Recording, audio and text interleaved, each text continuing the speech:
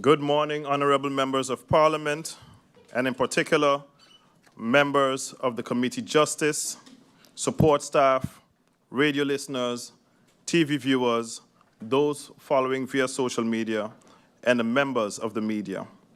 Welcome to this meeting of Committee of Justice, number 10, for today, Thursday, August 28, 2025.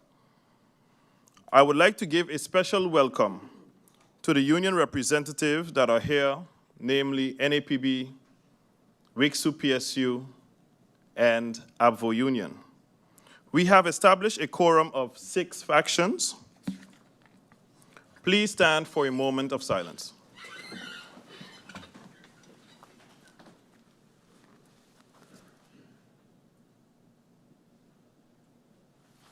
Thank you.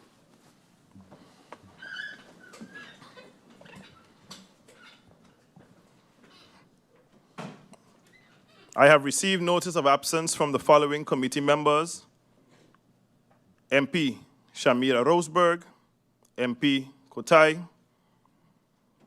I have not received any notice of lateness.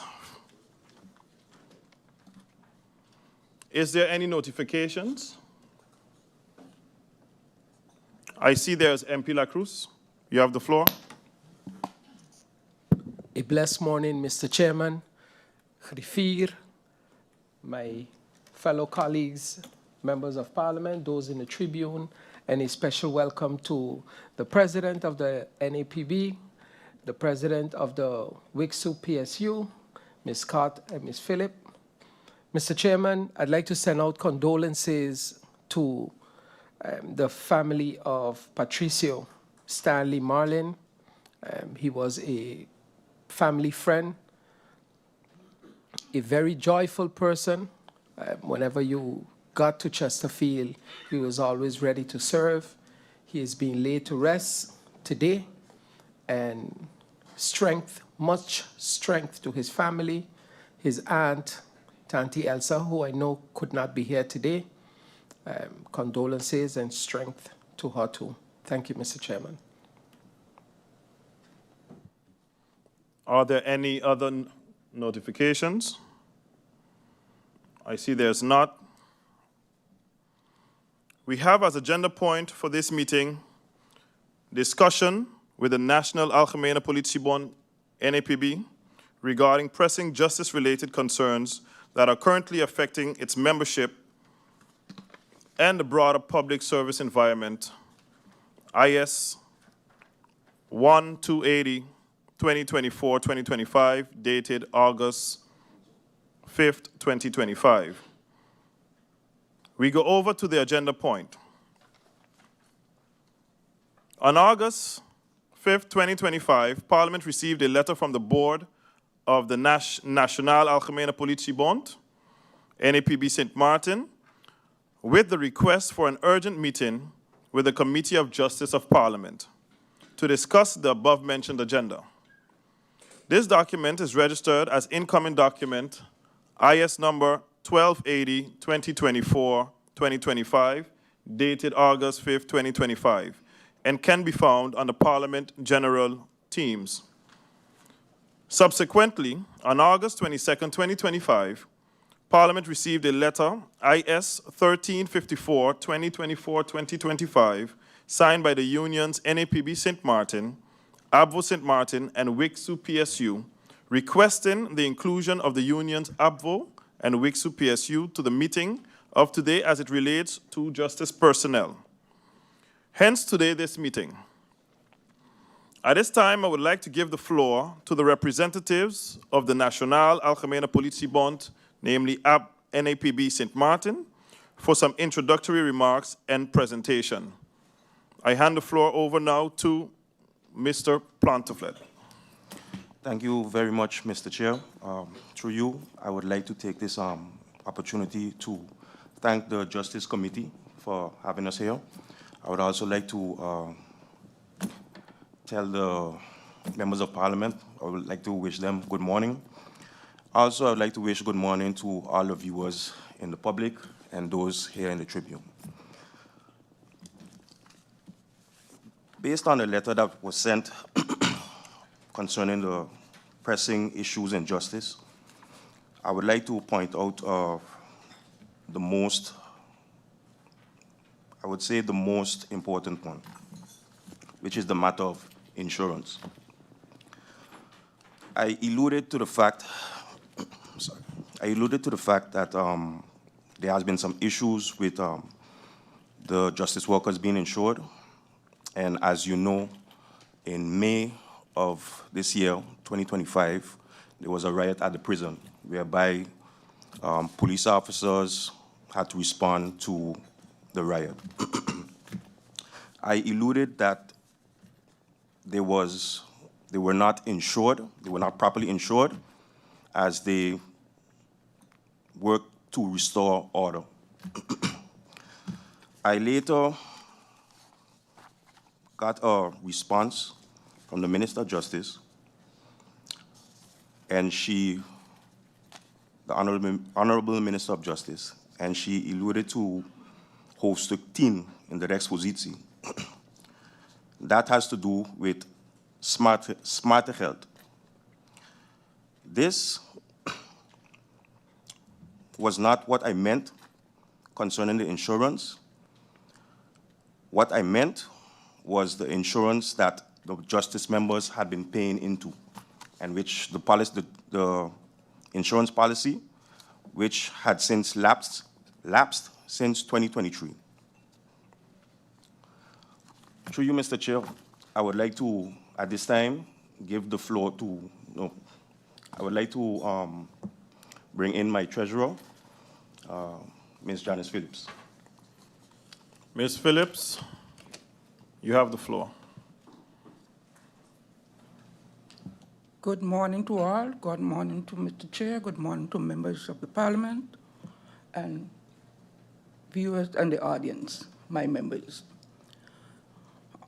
Today, our meeting is about two actually agenda points, which is the insurance and the LBs. The first one, which my pertinent reference to, was the insurance. The insurance was lapsed in 2022, and definitely our members were paying the rightful fees coming out direct from their salaries, which is the 20 guilders. Once the national decree had passed the Gazette, they stopped the 20 guilders in 2023. So, however, they were no longer more insured. So what happened now, after that, they decided in the requisitions there was an article that specified the smart card. But, however, that is not the insurance to cover the workers. In the National Gazette, there was a covenant passed in 2024, stipulated through the CCSU, the smart card with the so-called insurance will pass back to the CCSU to revisit. Up to now, it hasn't happened. We had a consultation, referring the same insurance, no answers. Due to the fact that the president put an article in the newspaper referring to this same insurance, saying that the crisis was happening in the prison, and he put an article in the newspaper. The response from the Honorable Minister of Justice was, I quote, "Additionally, I wish to inform you that I currently preparing an advice of a national degree regarding a renewed agreement with Nagico Life Insurance for a group of life insurance policy covering all uniformed frontline personnel of the Ministry of Justice. The insurance is continuing as a previous policy. It's primarily intended to cover a government legal liability toward to the employees of the outline in their legal status. It's risk mitigation liability policy for the government, self-recognizing that this group of employees operate under higher risk conditions, and that any resulting cost should be covered. The employee had no direct involvement in this policy. Other than that, the fact that any resulting damages are paid out by the insurer instead of directly by the government. Now, we have an insurance policy which was put together by the Council of Ministers in 2016. This insurance didn't just appear like that. There was a bid on 3 insurance, and Nagico was the one that won. Why? Because of the insurance, it's the insurance valid of 400,000 guilders, which break down to accident, if you died, if you get disabled, and it includes a life insurance. And what was good about the benefit of the life insurance, when you reach the age of 60, you yourself can remain with the insurance until you decide to stop it or continue with it. Now, this insurance was a very good insurance because we had 4 personnel. Thank God for this insurance, got covered. Their families got taken care of, their children got taken care of in school, and they came back and thanked us very much for this insurance. So now seeing that in the REC procedure, they're talking about smart cult, but in the CCSU, we agreed, all unions agreed through the CCSU to revisit the smart cult. What is the smart cult? Nobody knows. It covered 200,000 guilders. Who is the sole owner of that policy? We don't know. So therefore, we don't have an insurance. And our police officers is definitely out there running on the front line, risking their life. In the prison, they're risking their lives. And we had over 550 employees covered. So our question to you, Mr. Chair, through the minister, when this insurance to be finalized? Because every day out there is not easy.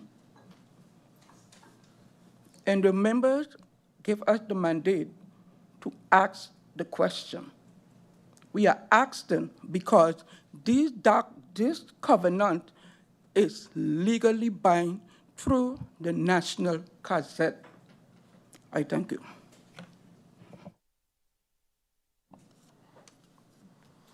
Thank you, Ms. Phillips.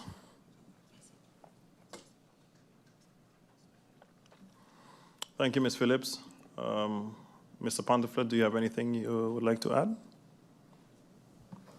Not at this time. I have more points, but I don't know if I should get to them or are we going to get to those later? Or? Okay. The next point is the national decrees. Mr. Chair, I have been contacted on many occasions about the national decrees. Just this Monday, I was contacted by a member of the National Detectives inquiring about her Landsbesluit, her LB. From the knowledge that I have, I know that it's supposed to be in one of the batches that are currently in various stages of validation, but it keeps bringing back the point of, Marcus, why is it taking so long? Why we have to wait so long, and why this person get their own before mine? I want my LB, I want my LB. So at this time, I know, based on the press, not the press release, the Parliament meeting, that the LBs were being validated in various stages of validation. But I pose a question from the members: when will this be completed?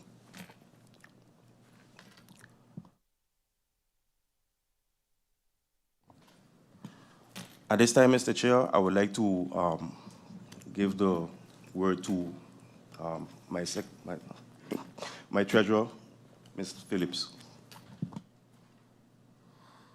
Thank you, Mr. Ponteflet, for those words. I now give the floor over to Ms. Phillips. Just to pick up where my president left off pertaining to LBs, I will retract back a little bit in 2024. We're not too far from 2024. I must give thanks that our legal documents, our national decree, our function book have passed the National Gazette. That was the final stage for everything to be in effect. When it is in effect, that means to say LBs have to roll out to be granted to each and every justice worker. Now, to roll back on the LB, there was a committee established. There was a committee established of 8 persons, but however, it didn't went well. And last year, July, in the term of the former Minister Lewis of Justice, therefore we managed to correct the LB template because it was missing some couple of articles in order to hold strength to hold for each individual worker. We managed to establish a committee with a legal advisor attached to that committee to safeguard any legal documents. We managed to establish batch 13, 12, and 13, which the Honorable Minister of Justice take up the run with batch 13 from the Honorable Governor. However, now we have a new minister in play. The committee is highly waiting to address a welcome in and how we should step forward with the LBs. But however, the committee is not fully operating. My question to you, Mr. Chair, how is it possible that a cabinet can be handling LBs? What my president is trying to reference to, in batch 14, there were some couple of members, our members, were called in to witness their LB, but that's not the way it's supposed to go. When they witnessed the LB, they realized these LBs was copy and paste with other person's name inside of their LB. Where's the committee to overlook these type of technical errors? How is it possible that a cabinet can call each individual one by one, question, answers question, and a LB gone back to the governor with errors? And therefore, each member has to go and fight their way to fix that LB. How is it possible that the cabinet, they call in where this person have to be?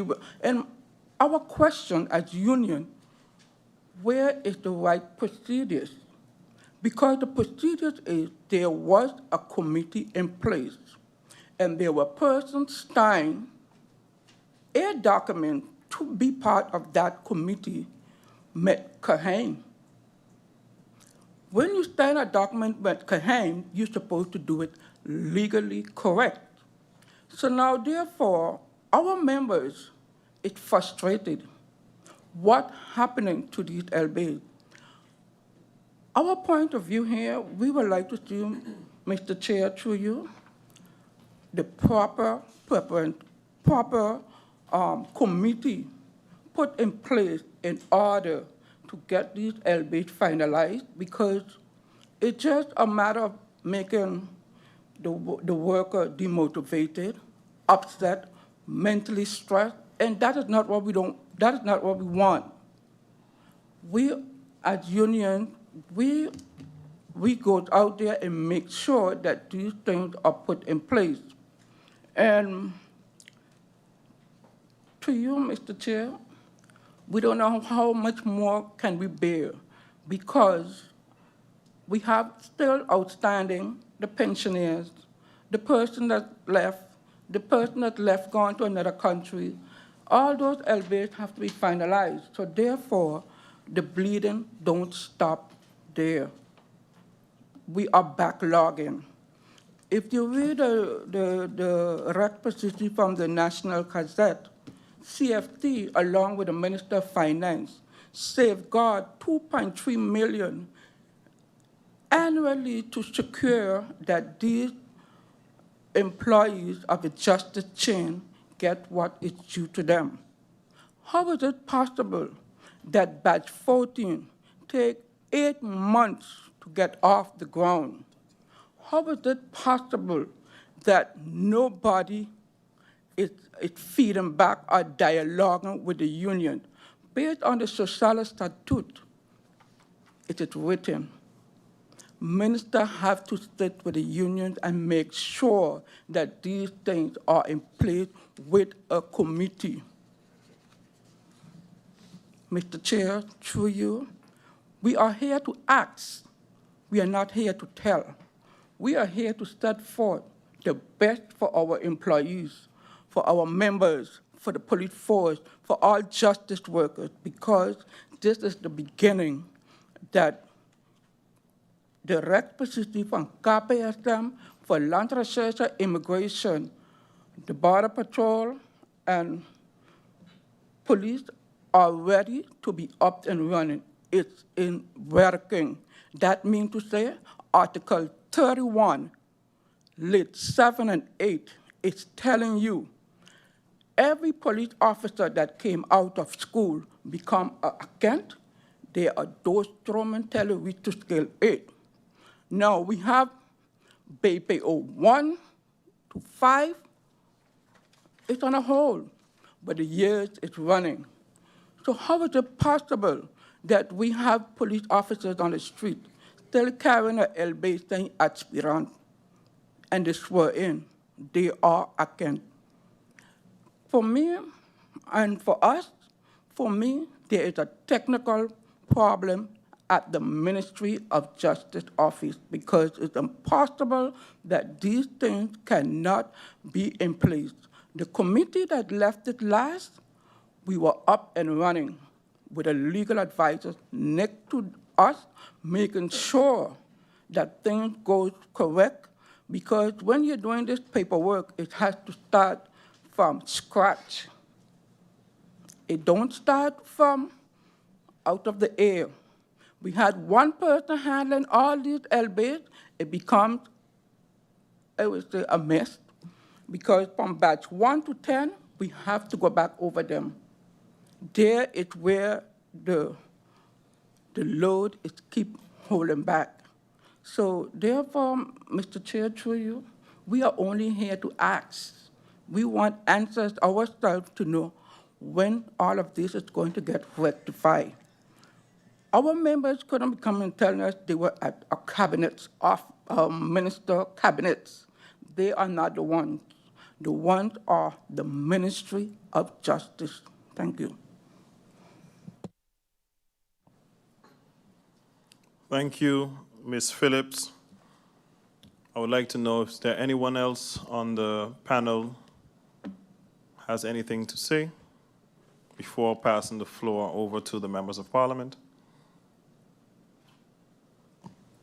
Through you, Mr. Chair, I still have some points that I would like to touch on. These points being the LBAs from BPO 3 and BPO V. I believe Madam Treasurer, she touched on that a bit. Mr. Chair, you were in the shoes of being a police officer, and I know and that you can relate to the frustration of not getting your LB while you carry out your daily duties as a policeman. there are a lot of frustrated police officers out there, and it is not right that they're working on the road for so many years and receiving a salary of the aspirant agent or agent. I just Mr. feel Pontiflet, I think I have a proposal of order by MP Otley. So just hold that thought. MP Otley, you have the floor. Thank you, Mr. Chair. Good day to the viewing and listening public. Mr. Chair, the meeting is not as simple as it may come off. It's going to get very complex. And I hear the president say he has extra points. We done covered 2 points. I would like to propose that we at least discuss these 2 points to get a firm grasp of the situation, because questions will be asked, he will have to answer, and then we go to the other points, because I don't want to get lost. I want to deal with it. I know it's going to get complex. So that's just my proposal. If we can just handle these points, get clarity on it, and then probably go to the others. I don't know how the rest of the members feel, but I'm not too versed in what's going on.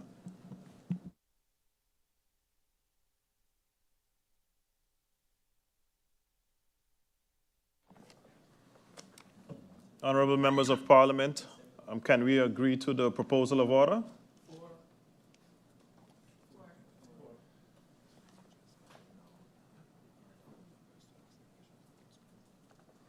Okay. So to the unions, I will now allow the members of Parliament to start asking questions based on agenda point 1 and also 2, as the situation will, I do see it being very complex. To whom do I give the floor? MP La Cruz? MP La Cruz, you have the floor.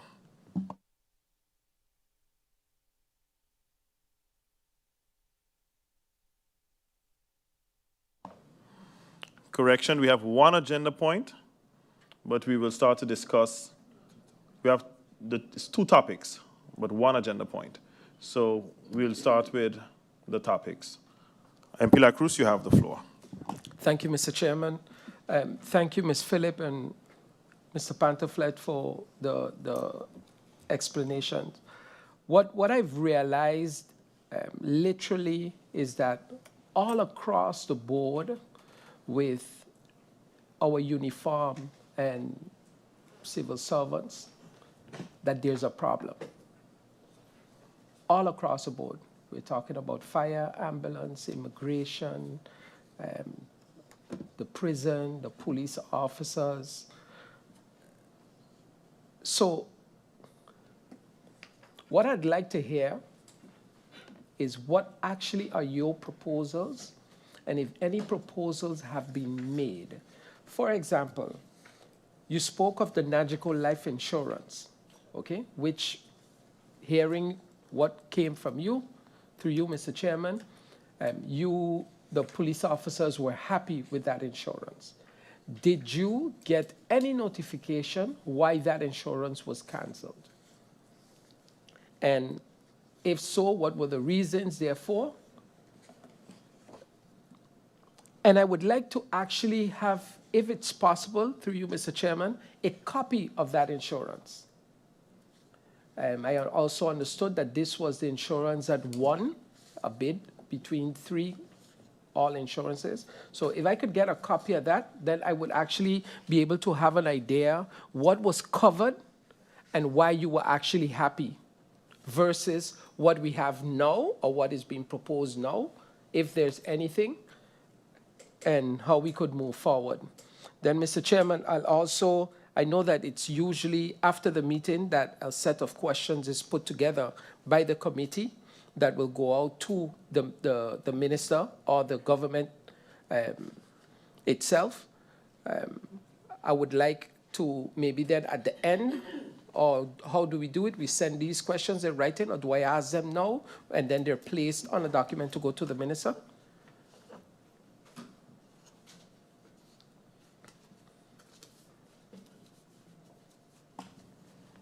Well, according to what I understood, is that we can send them in writing. Okay. Okay. And that it will directly come from the committee. Okay. Then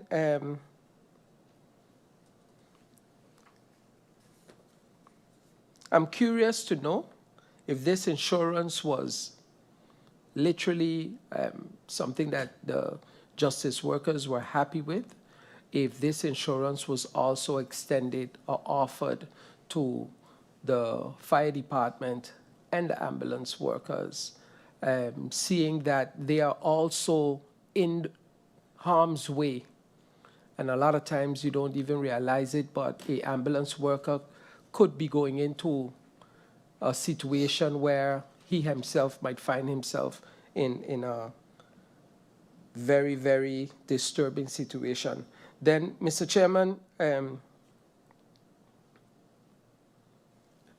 I heard Ms. Phillip mention it a couple times, and I want to give you some advice. You don't need to make no excuses for standing up for your members. You are not here to ask, because once you ask, you will not receive any answers. You are here to demand on behalf of your members.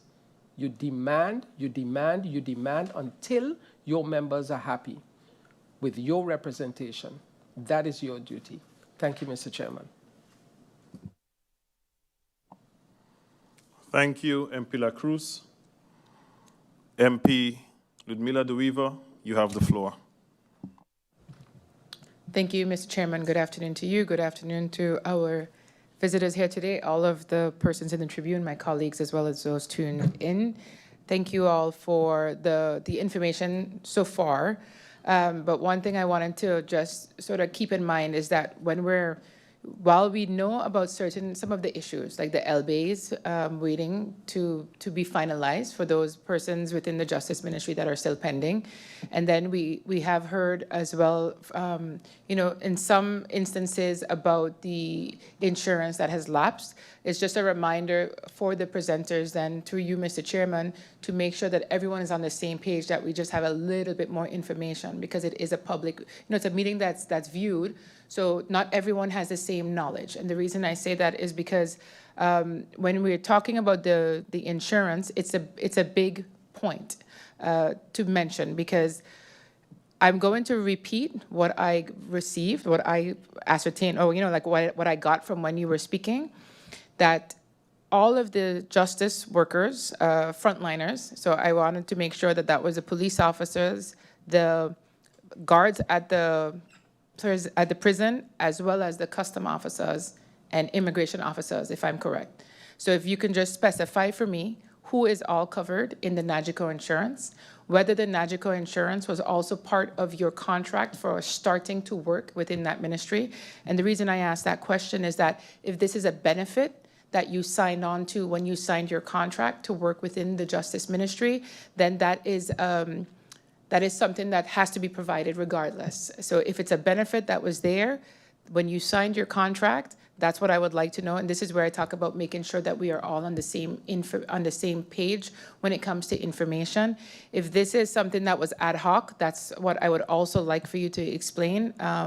Because once you give the background on how the NAGICO insurance came about, then it will clarify a lot of things for me. Because if this was a benefit for a new hire, or just the existing workers, then that means you said 20 guilders or 20, Caribbean guilders, CXG, was supposed to be taken out of the salary every month towards your NAGICO insurance. Now, if this amount is being deducted, this is exactly why I asked the question of if this was a defined benefit for any hire of the Justice Ministry, because then there is a contractual obligation to provide something, whether it is the Smart Health or the NAGICO. If it's defined in your contract when you signed with the Ministry of Justice, then it needs to be provided.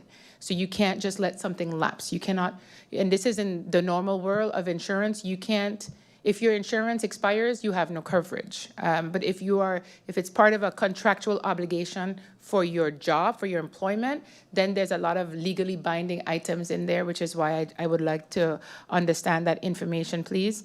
There was a comment, there was information said about it lapsed in 2022, And then they stopped the 20 guilders deduction in 2023. Hence my question as to, was this insurance a contractual obligation, a defined benefit when you were hired into the ministry? Once we have that definition, then I'll have a lot more understanding of why this insurance may become problematic. I said may become. I'm not saying that it is, but it may become problematic if it's a defined benefit in your contract. I do understand absolutely the high-risk conditions and agree that it is important to have this additional risk insurance, as we would actually call it. I also heard something that Ms. Phillips said, Mr. Chairman, regarding 4 personnel, and I wanted to understand when Ms. Phillips mentioned this comment, if she meant that out of this insurance, 4 persons called this insurance. So this insurance had to be paid out for 4 persons because of the risk on the job. And then the family was a beneficiary of it. It's just to get an understanding of the frequency of when it would be used as well. And the importance of it being used for, like you said, the family being able to use those funds to continue sustaining their children or their obligations, their monthly obligations. I also took note that you said NAGICO won, and I'm wondering if that meant NAGICO won the bid to provide this kind of insurance. And also to verify, when you mentioned 550 employees are covered, if that indeed is what I mentioned in the beginning, if it covers the prison guards, the police officers, the customs officers. So if you can please specify for me who of the 550 employees are covered. Thank you so much.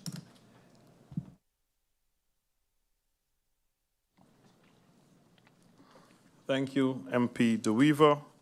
I now give the floor over to MP Otley. Thank you, Madam Chair. I mean, so customer saying Madam Chair, no disrespect. Thank you, Mr. Chair. I'd like to make something clear. What we are witnessing now is basically a spark that can potentially turn to a wildfire. We see the unions for the ambulance and the fire department. We see the unions for the justice workers. We see the unions for Telem speaking out. I saw the unions for the school board speaking out. So that means it's a spark. I have a lot to say, but I need to get my information correct before I say. So I'll use this opportunity to seek clarity before stating my comments. Through you, Honorable Chair, to the members of the union, you made a comment and said that you were notified via a parliament meeting on a process. So my question is, if you are being notified via a parliament meeting, is there no communication with the minister? My other question is to you, have you reached out to the minister? Can you prove physically with receipts that you have reached out to the minister? If so, what was the response pertaining to the LBAs and the hold-up of the LBAs? For the life insurance, I know in CALM there was a discussion on a different saving structure for the police officers. And I do know that it was paid for, and I want to be, because I heard that it stopped in 2022, then I heard 2023, but to my recollection, I know that it was in place in 2023. I think it was even paid for from the crime fund, if I can stand to be corrected. But you sent a letter to the Honorable Minister of Justice stating, hey, we have to deal with this situation. We're not only dealing with hostile prisoners, we're dealing with fire, okay? And you said our life insurance is not up to date, and you received a response. Now, the response went a bit over my head, so I would like you to break down the essence of this response so that the general public can understand the response. Because to me, it sounds like the minister was saying, hey, you are insured, and then you are saying, no, that's not the insurance I'm talking about. So let's clarify that, please. Also, can you explain what is very important through you, Mr. Chair, is Ms. Phillips spoke and said that they created a template that the CCSU agreed upon for the LBAs, or a template that was agreed upon? If it wasn't the CCSU, but it was stated that a template was agreed upon, and also a committee was formed where you had legal advice, et cetera, et cetera. Today, we are being told the holdup is because the LBAs were wrong. The processes were wrong. So if you had a template created, agreed by the unions, so first of all, was it agreed by the unions, the template? What is wrong at this moment? What changes were made between the LBAs, well, I guess, with the previous ministers, compared to now? What is the correct process for issuance of LBAs? Because I hear Ms. Phillips speak of persons being called one by one to view their LBAs and their discrepancies. And I assume that this is not the normal process because you have a body that represents everyone. But I would like for you to clearly illustrate for the public the process, the formal process of these LBAs. Very important. Also, I know that there were discrepancies with payments, how the payment will be dispersed. During the budget debate, it was stated that a tune of $9 million was there for the payment of justice workers. And the previous minister, when I asked, I was told that the bill is upwards of 40-something million. So what is the payment agreement between the justice workers and the government of St. Martin? Was it agreed for partial payment? Was it agreed for lump sum payment? Just for clarity's sake. My colleague touched on it, and I think it's very important. I would like for you to expound on every sector of the Justice Committee.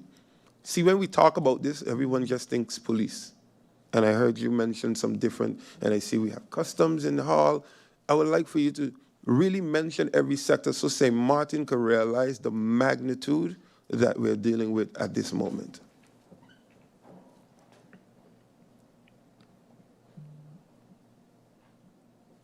You also, Ms. Phillips, made a comment that the committee is not fully operated. What makes you state this? And what makes the committee fully operated? So how was the committee operated before compared to now that make you say it's not fully operational?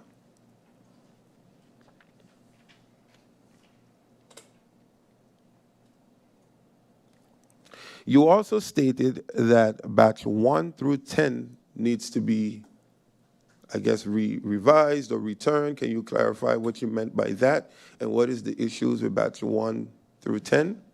Also, when the batches are sent, it's also checked by the governor's cabinet, right? And you also spoke of members receiving their LBAs, or not reviewing their LBAs and it being sent to the governor and it being sent back because the wrong name was in them. Was this spotted at the governor's cabinet, this error, or before? Very important. Mr. Chair, I think, unless something else comes to mind, I think that I'll leave it here for the moment until I get clarity on the process, because we were told one thing, and that's why I stated to the Honorable Minister of Justice that while you are trying to meet everyone and please everyone, there's a route and a way to do things, because the actual fact of life is you cannot and will never be able to please everyone. And there's also an appeal committee, if I'm not mistaken. Does this appeal committee still exist? Because if it exists, why are we wasting time calling persons one by one to go through a process where there's still probably appeal? And I say to you, the next question and final question for, I guess, this round for me would be approximately how many more members of your establishment, your union, are missing their LBAs?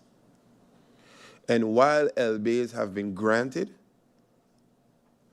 of the percentage of LBs have been granted, give me a rough estimate of how many have been actually paid. Thank you.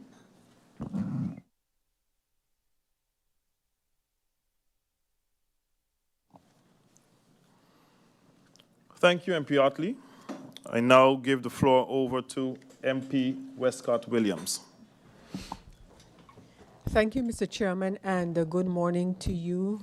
A good morning to my colleagues, our support staff here at Parliament, and a special good morning and word of welcome to the representatives of the 3 unions here representing workers across the board in the justice chain. Good morning and welcome. Thank you for the introduction to the points that you wanted to raise with Parliament. And like my colleagues, I would like you maybe to expound a little on some of the matters that you raised. And of course, foremost in my mind is the matter of the insurance. And I am trying to understand exactly what has been presented to us on the matter of insurance.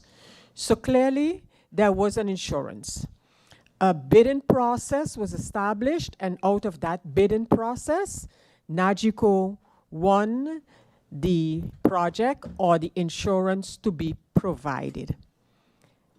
That insurance expired is a question as I go down to come to the exact question. So that expired, or was it just replaced by an agreement? Question, where is that agreement? Is that part of the covenant?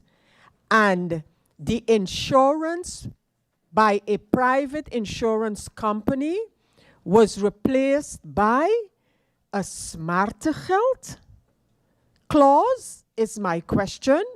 And I heard, through you, Mr. Chairman, I heard Ms. Phillips refer to a specific amount, 200,000, if I recall it well.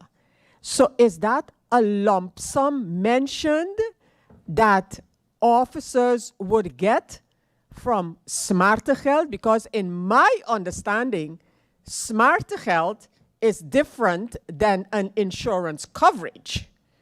But I would like you to correct me if my understanding is not correct. So, if that is so, then what is the agreement? What is the position? What is the decision on this smartgeld? So, what are the conditions? That's the question. What are the conditions of this smartgeld? And so Mr. Chairman, if the union representatives can explain that for me. And this smartgeld is agreed to where and by whom is my question. And is that what is currently today applicable in terms of insurance of the justice workers who are entitled to insurance? Is that what is in place, or are there still ongoing discussions to get whatever type of insurance similar to what you had before via NAGICO? So if really that can be provided, that overall picture, and then zoom in where we are now today, where that is concerned. And then also joining some of my colleagues who have asked the questions before, with respect again to the LBs, the corrections, and persons walking around with LBs that nowhere reflect their current situation. How is the formal communication on that matter going towards a resolution with the ministry / the minister? I clearly heard a reference to the cabinet of the ministry being sort of the contact for you, or is it a contact for the individuals who wish to ask something or wish to claim something regarding the LB? So where are we now, right now, in terms of the actual process, besides the fact that batches are rolling out and are to be signed? And then, what is the standing agreement with respect to payments resulting from the rollout of the individual Landsbesluiten? So if I could just be brought up to speed on these matters. So we have the rollout. We understand the batches. We understand, at least I understand the batches. I understand some of the implications that they have encountered, etc., etc. So you still have this rollout continuing to apparently finalize the entire matter. And so in that process, one, where are you as unions involved, if any, or was your reference to the cabinet of the ministry regarding individuals who might want to bring something up, put something out regarding their position? So, Mr. Chairman, in addition to, I am sure, the questions that will be distilled from this meeting, then going to the government to respond, if the unions who we have here can just give me that picture that I just, can just fill in that picture for me that I just sketched. So thank you, Mr. Chairman. Thank you, MP Westcott Williams. I now give the floor over to MP Irian. MP Irian, you have the floor. Good morning, Mr. Chairman. Good morning to my colleagues. Good morning to those of you in the Tribune, the viewing public, and to our guests, the unions. I'm not part of the Justice Committee, but I did get some questions. I decided to come still. So some points that came to me from some persons, some other justice workers. The question came up that the discussions that are happening now, I just want to clarify, I don't know if this is true or not, is that one of the discussions when it came to the insurance is that persons are questioning, maybe even legally, if everyone in the justice is required to have this insurance. Because there was a discussion once already of administrative workers who are not at risk versus those that are at risk. So I would like clarity on if that is true, if that's the case. Because the discussion came up again, or the point I'm receiving is that, yes, why are we now paying this insurance to administrative workers that are not at risk? And that's the reason why this insurance came up. And then, if we are going to do that, then I, as a regular civil servant that also is in administration, I feel discriminated against because I would also like a similar insurance. So that's a discussion I'm hearing. Secondly, that the fire department is saying, hey, I'm also at risk. So yes, we have this for the justice workers, but I am also at risk too. So why can't I be also entitled to insurance like this? So just clarity on that. And I think, like, overall, if it's something that we can afford, and if that's the main discussion, then maybe as a government we have to look at, hey, maybe then we need to just look at a total sort of life insurance that makes everyone feel the same and make sure it's equal. Because I know within the law and within the being a civil servant, you can't start to discriminate against everybody. You can't start to say, you this, you that, you're more important. It's going to become chaotic. Regarding the LBAs,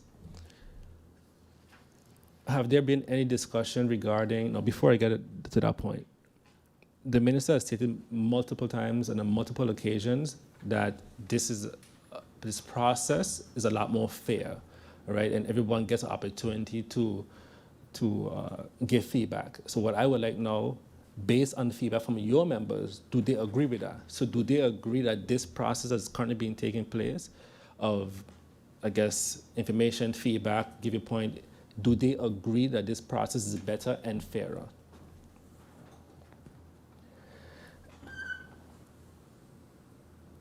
was there ever a timeline given? Say, hey, these are the batches total. We expect this batch here, this batch here, this batch here, and when there's a delay, are you updated on that delay? And saying, hey, we have a delay, we expect it to be done at this point in time, and then they come back. And if it's delayed again, do they come back again? So do you have this consistent communication so that expectations are consistent?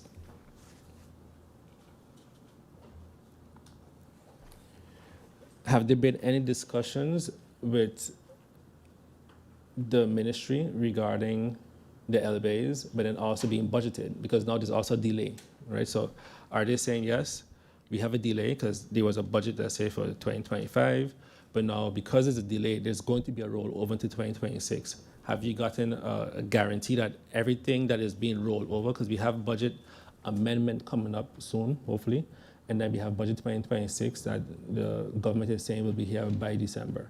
So for us to be able to hold the government accountable and be able to look at the budget and say, hey, we don't see it's reflected inside of here, have you at least had these discussions and so let's say guarantees that, hey, everything that has not been processed in 2025 will be budgeted for in 2026?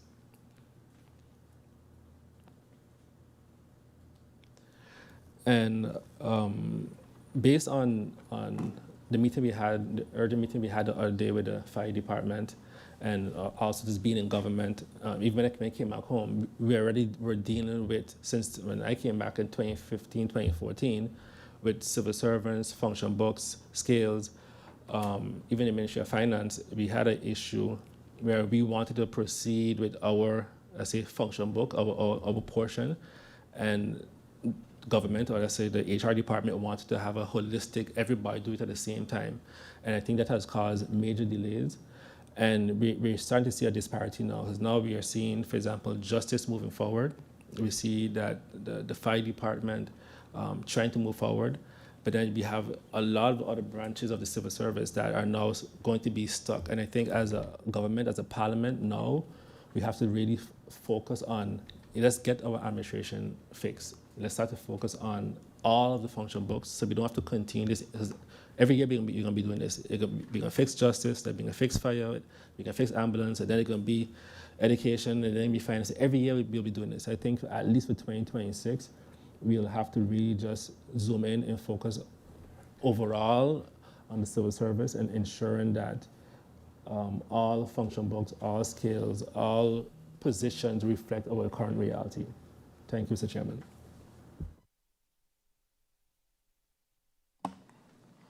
Thank you, MP Arian.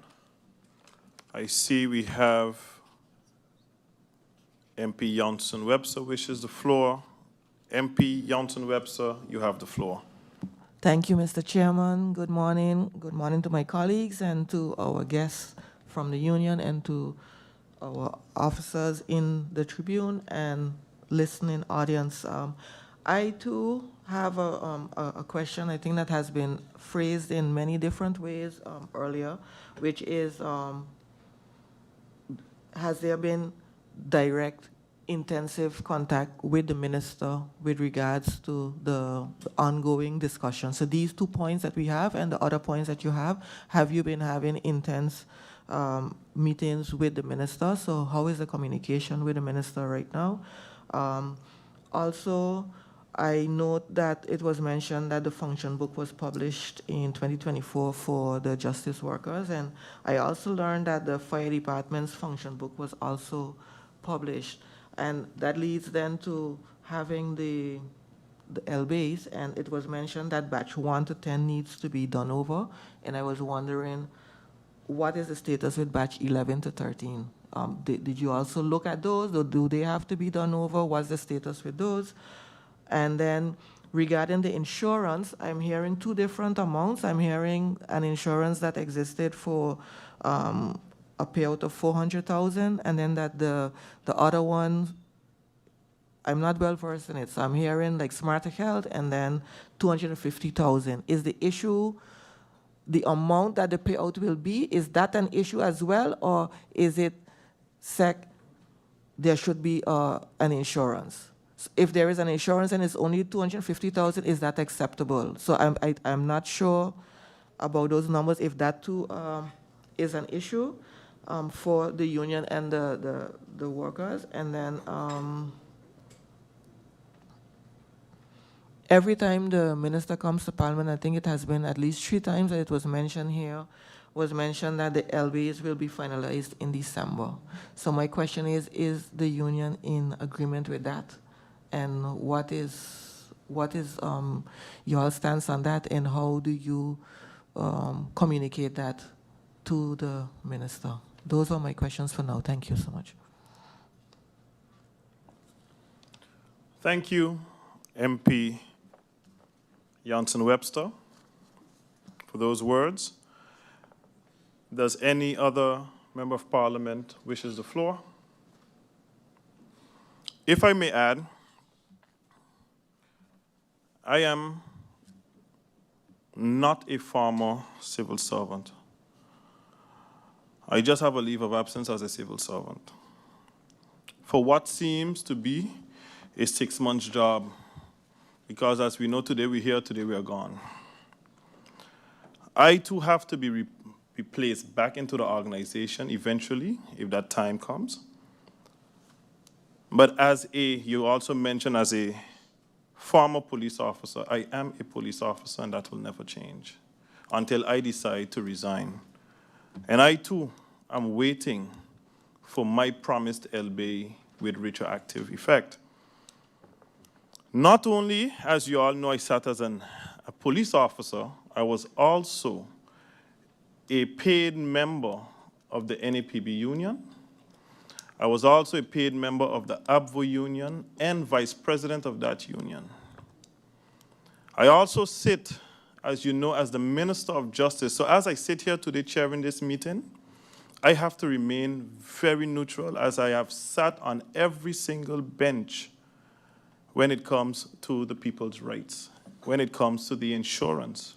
I was part of all those meetings since 2016 with the unions, with the former Minister Kidindongo, with Boseman, etc., etc. The unions have also sat with me as minister, but as you see, our government felt within 17 days, all I had to do was work. As you also mentioned that a committee was placed by my person as former Minister of Justice, and within the 7 months in office, we did roll out about 7 batches. Batch 13 itself was established under my tenure as minister.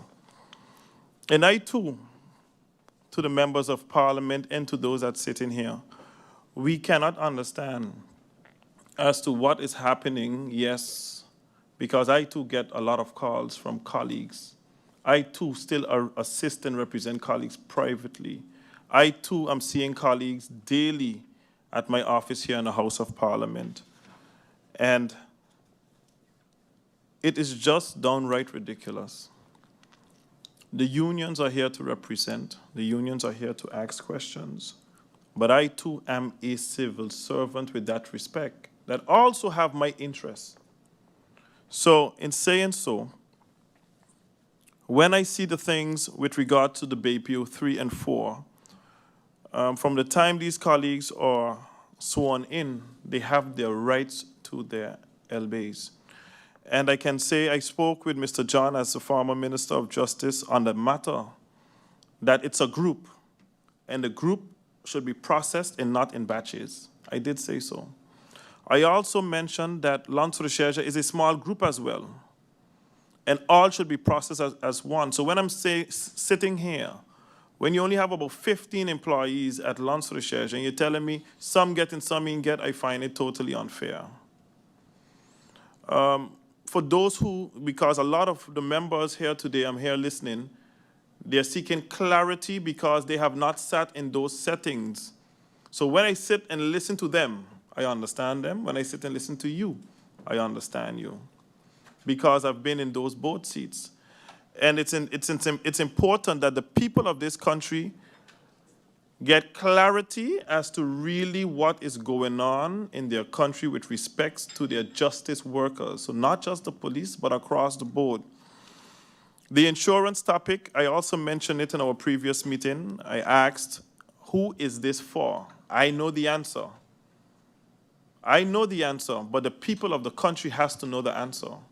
It falls within the realm of KPSM, in the immigration department, and also Lance Recherche, because of they having the same Rex Positie. So that I know, but the people of the country needs to be explained. With the fire situation, the riot that we had at the prison, that question was also brought up. How are these individuals insured? I hear members also mentioning about administrative workers, and I do agree with MP Irian that everybody should trek the same lane. Why? Suppose, God forbid, an administrative colleague is just taking a lift in a police vehicle down the road and something happens. Then what? So one is insured and the other is not. I do understand the 20 guilders that was removed. That is a contribution out of the salary, but yet the insurance lapse, but that 20 guilders never stop. It still comes out of the individual's salary for their contribution for insurance that they do not have. Then what? What type of litigation is the Ministry of Justice looking at if one is contributing to an insurance and learn later on that they are not insured? That is my question to the unions. And again, we do need to get it right. As chairman today of this committee, as vice chair of this committee, everyone knows that my passion is justice for being employed here for 18 years. And I would like to see, of course, the unions continue representing its members on a level that they feel represented. And then we here in Parliament can also, because this is the House of Representatives. And if you come here with your problems, our job is also not only to hear you out, but to hold the ministries accountable for whom the members you represent. With no further ado, I would like to ask the unions, based on the questions that was asked by the members of Parliament, do you have answers at this moment, or would you like to adjourn for a few minutes? Mr. Chair, at this time, we would like to adjourn the meeting in order to answer these questions. How much minutes you think you need, Mr. Pontiflet? Mr. Chair, about 25 minutes. It will be granted. This meeting will be adjourned for 25 minutes.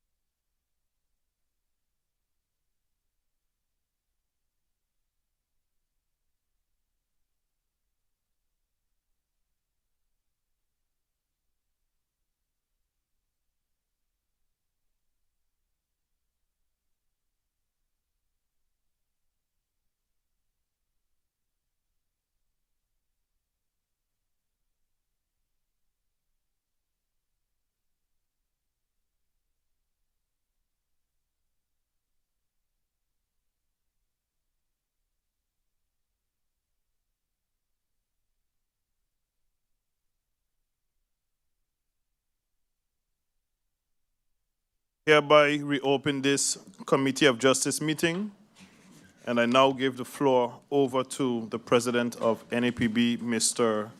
Marcus Pantoflet. Thank you, Mr. Chair.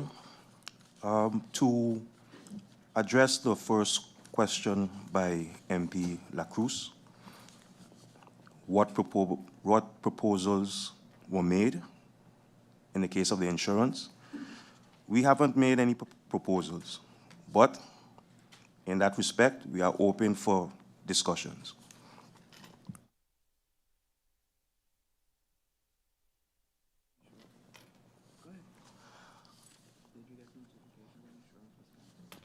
The second question, did you get notification why the insurance was canceled? No, we did not get any insurance. We did not get any notifications of why it was canceled.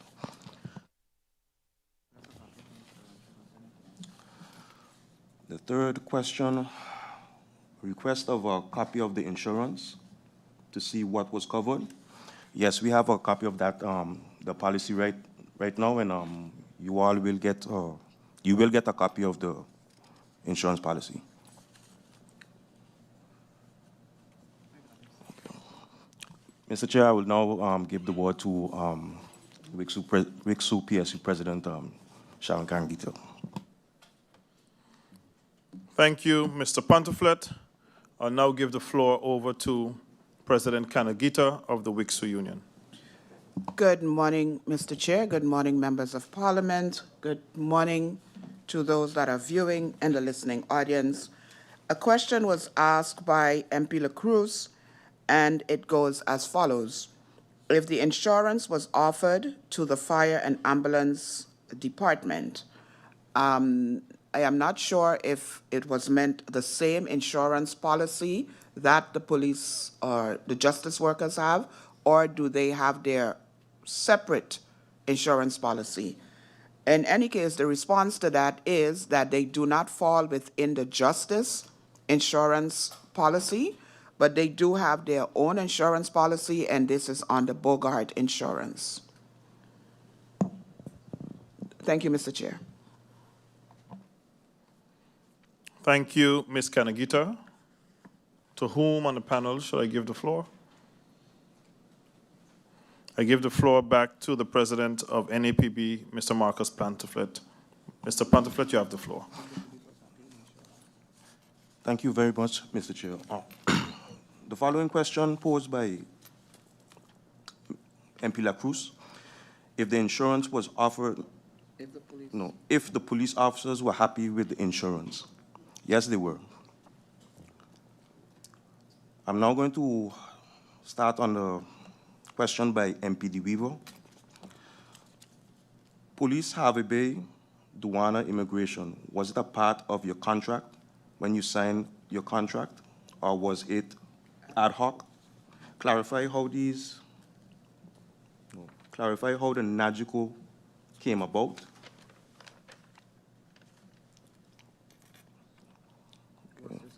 Was this a defined benefit in your contract?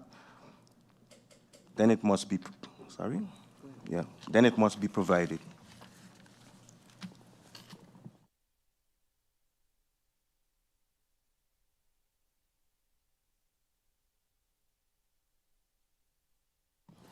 Okay, to answer this question, this wasn't part of the contract when we started. It came about after.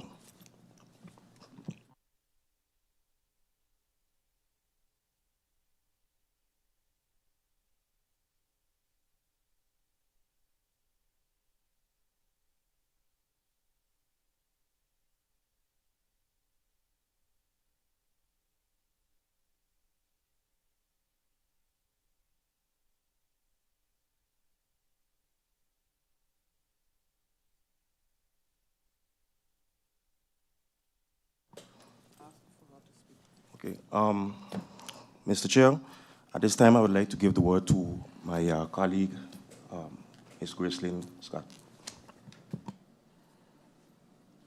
Thank you, Mr. Pantoflet. Ms. Scott, you have the floor. Good afternoon. Through you, Mr. Chairman. The NAGICO insurance come about when we, the union, realized that our members, as police officers, was in danger and someone was dying by wounded by guns and dying something, do not have any more, the family was not sustained after they, when they died, the family was not sustained anymore because the head of the house had gone. So we came about that to help our colleagues with something after they passed on. The insurance, we had 3 insurance and only 2 stay behind. That was Nagico and Borgat. And there was actually was going and tight. But when Nagico decided to double it, for instance, double means that you get 100% no matter where you die, how you die is 100%, and you get 200% if you die on the job. And then it was $45 per person. And then it came up that it was too much for government. So then we, the union, suggested to the to Kenindongo, okay, we will pay some and the government will pay some. We pay 20 and the government pay 25. That is how the insurance come about because of our colleagues. It was not sustained. The family was not sustained after they left and some died on duty. Thank you. Thank you, Ms. Scott.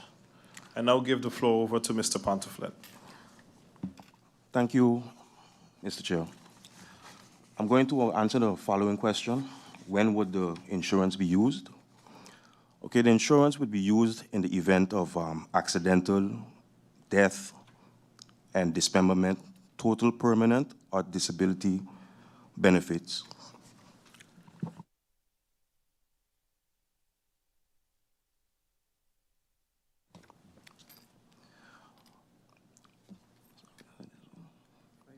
Okay. This group life coverage would have covered 500 employees across the justice chain.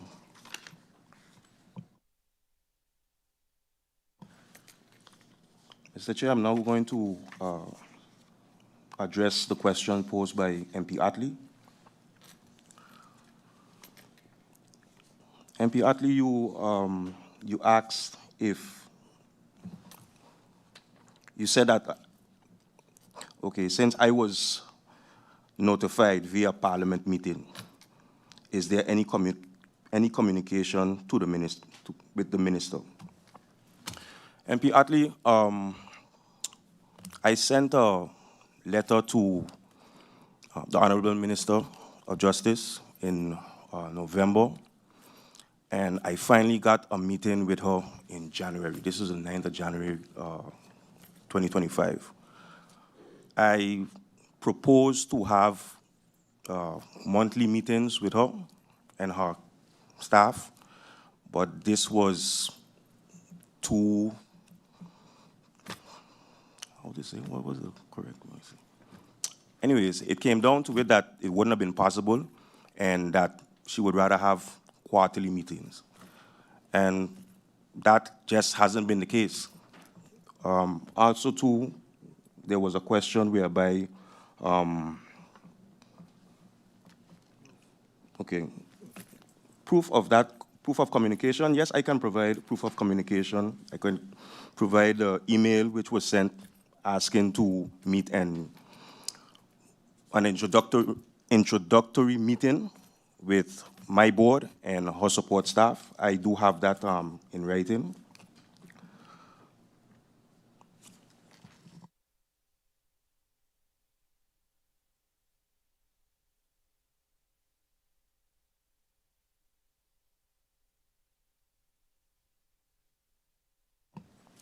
Okay, there was also another question posed by MP Attlee. Which year was the insurance stopped? And I would like to give my treasurer the word to answer that question. Thank you, Mr. Pantoflet. I now give the floor over to Ms. Phillips. Good afternoon, one and all.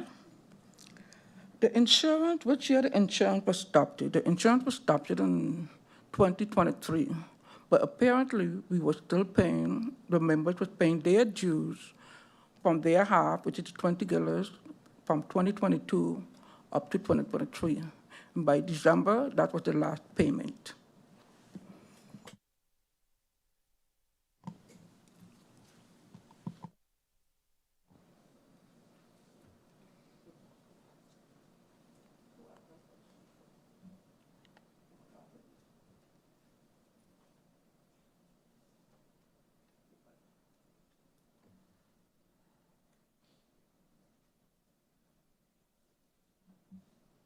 Go ahead, Ms. Phillips.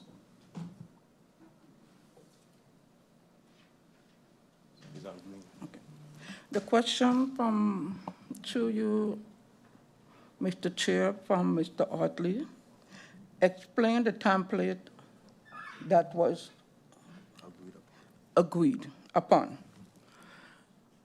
The template. In 2024, there was a template made by the former Minister of Justice, Mrs. Richardson, Miss Anna Richardson.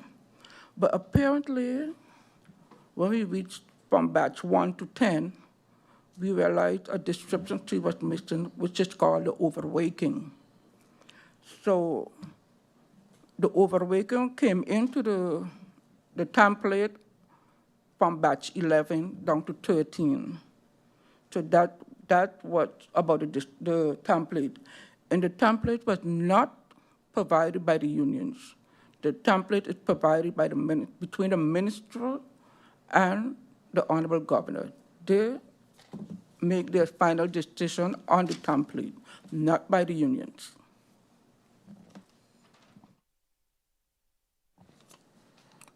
Thank you, Ms. Phillips. I would like to adjourn this meeting for 1 minute.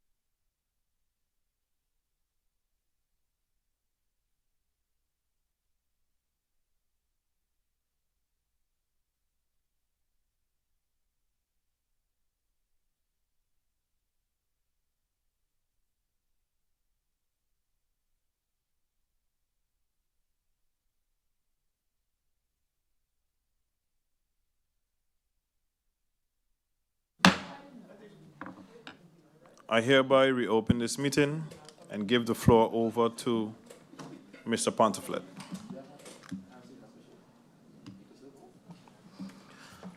Good afternoon, Mr. Chair. At this time, I would like to give the word to President Sharon Kangito. Thank you, Mr. Pontiflet. I now give the floor over to Ms. Sharon Kanagita. Ms. Kanagita, you have the floor.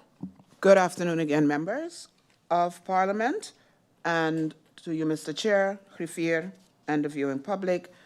I will attempt to answer the questions that were asked by the various MPs on behalf of my colleagues. And I go over to MP Westcott. You ask about the Smart and Health. I will respond to that with an agreement that was made in the CCSU at the time that it was being discussed with the Expositie and all of the other documents that were submitted for approval. And because that was not quite clear at the time, we indicated that the government of St. Martin will be responsible for executing adequate insurance coverage, which provides the justice workers with police task 100% coverage in Smart and Health.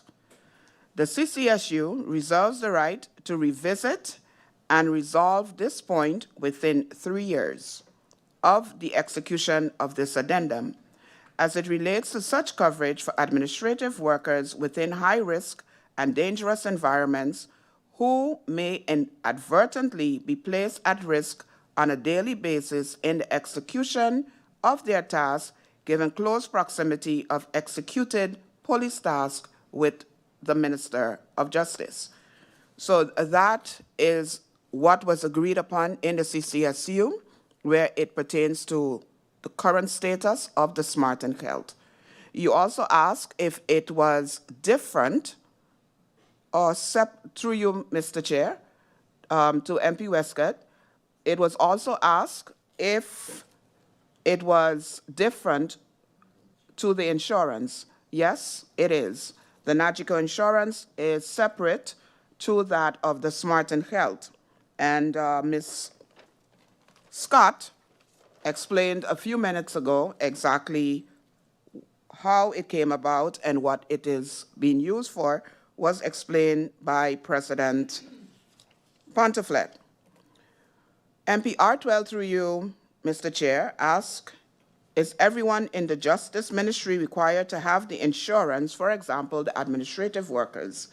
And I think I just answered that with the response that was given from the agreement made in the CCSU, and from my understanding, all members of the Justice Ministry is covered with that insurance. The other question by MP R12 was on the LBAs. Does everyone agree with the current process that is being proposed by the minister? And as much as we can't speak for everyone, we are stating that the majority is not, and there are a few that are very curious to see what the status of the Landsbesluit is, and as such, they are okay with seeing their draft Landsbesluit. Through you, Mr. Chair, I will go over to the questions of MP Veronica Janssen, and her question was, what is the status of batch 11 to 13? Are they also to be done over? Due to the fact that batch 1 to 10, as it was stated earlier by my colleague, needed to be done over. We cannot state about batch 11 to 13, as that has not come to the purview of any of the unions at this time. Honorable Chair, there are other questions that need to be responded to. However, at the moment, I think it's only prudent that we caucus and come up with the answers to those questions, and we will return to give the responses to those questions in detail. We are requesting if we can have those questions given to us in writing so that we can also respond to them adequately. Thank you.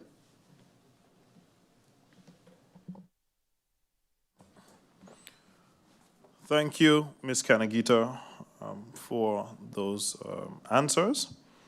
I would also like to indicate if you all would like to continue with the additional points that you have in order for the members of parliament to ask questions, and therefore we can decide if we're going to adjourn this meeting so that all the answers to the questions can be prepared based on the points that you have prepared for us today. So to whom do I give the floor?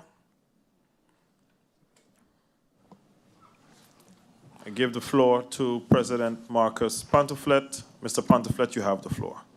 Thank you, Mr. Chair. I will now start back with the rest of the points that I have. Phase 2, that is the retroactive payment back to 10-10-10 for our members and also for the retirees. I also have some concerns from the immigration department that are stationed by the airport. As you already know, an unfortunate incident took place whereby one of their vehicles were set on fire while parked on the airport parking lot. I've sent a mail to the Minister of General Affairs, a mail to the Minister of TIAT, and an email to the Honorable Minister of Justice.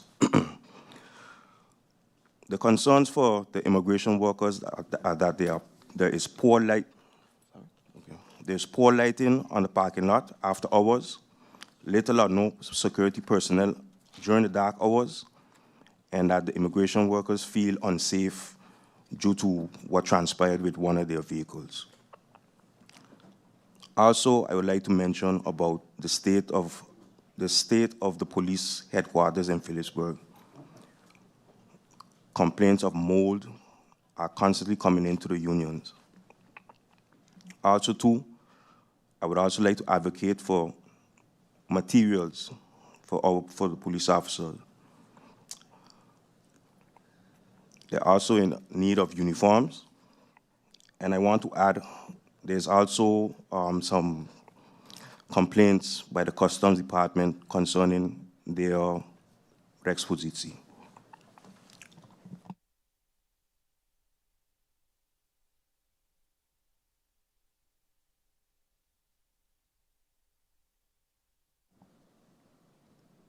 That's it, Mr. Pantuflet? Yes, Mr. Chair.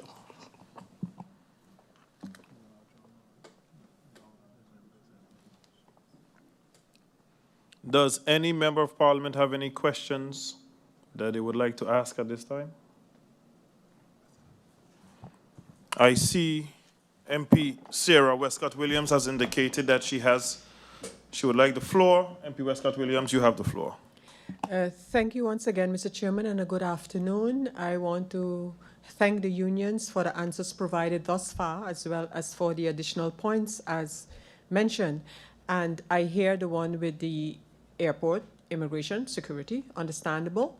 But when it comes to some of the matters such as material and things like that, are there like any specifics in terms of the material, if it's about so if some more specifics can be given as to what exactly that encompasses with respect to the mold issue that was mentioned.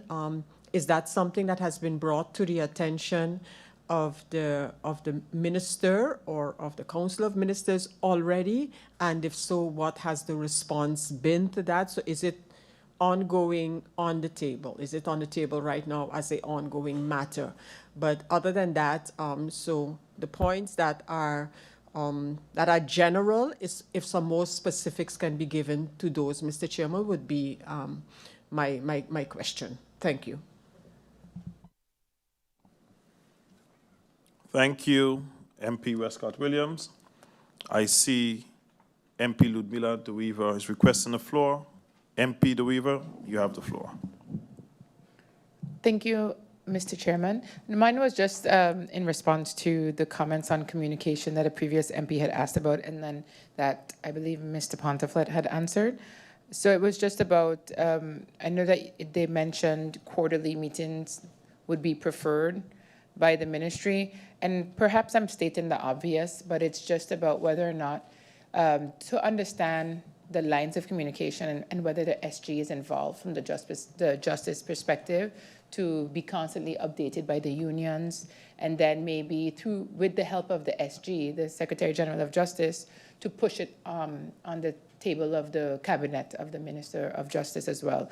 But it's just, just to understand it, because it sounds simple, and I don't want to simplify something that is a major, how do you say, concern for you all and priority to be discussed. But, I'm just saying maybe rather than a quarterly meeting would include the Minister perhaps of Justice, but then maybe there could be more frequent meetings with the union, the Secretary General, and a representative from the cabinet of the Minister, and if that was agreed upon. Thank you so much. Thank you, MP De Wever. Does any other member of Parliament wishes the floor? I see MP Darrell York. MP Darrell York, you have the floor. Thank you, Chairman. I just have one question for clarification purposes. It was said that in November a request for a meeting was sent, and if I understood correctly, you guys had a meeting with the minister in January, and then I understood that there was a proposal set forward for monthly meetings, and that was countered with quarterly meetings. That was January, we are now in the end of August, going into September. Has there been any meetings between the unions and the minister in the last 8 months? Right? Because that point was not really clear to me, so if that can be clarified. And adjacent to that, has there been any attempt, communication-wise, to have meetings in that period of time? Right? Because I heard there was, yes, that there was proof of the request sent in November, but I would like to know, has there been any requests in that interim time being between January and today?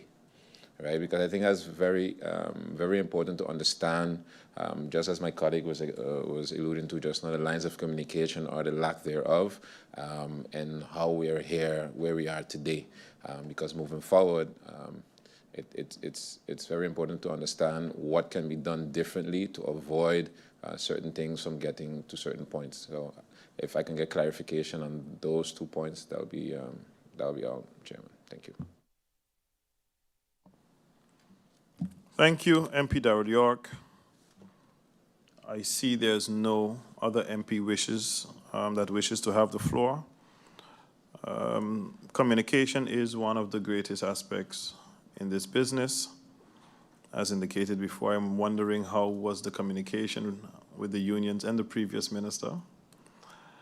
However, I think that communication was well, because I take the people's business very serious, where once asked for a meeting, that meeting should be respected, especially when it has to do with the biggest ministry, and that with the unions represent,